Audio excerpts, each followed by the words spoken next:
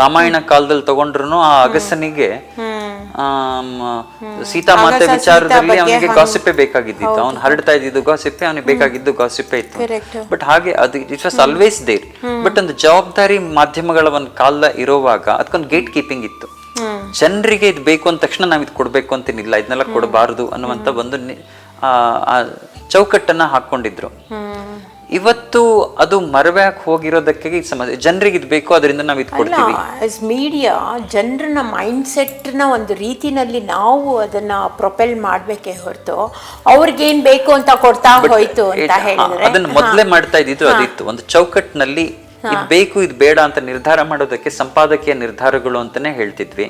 ಆಮೇಲೆ ನಮ್ಗೆ ನೀತಿ ಸಂಹಿತೆಗಳು ಅಂತಾನೆ ಹೇಳ್ತಿದ್ವಿ.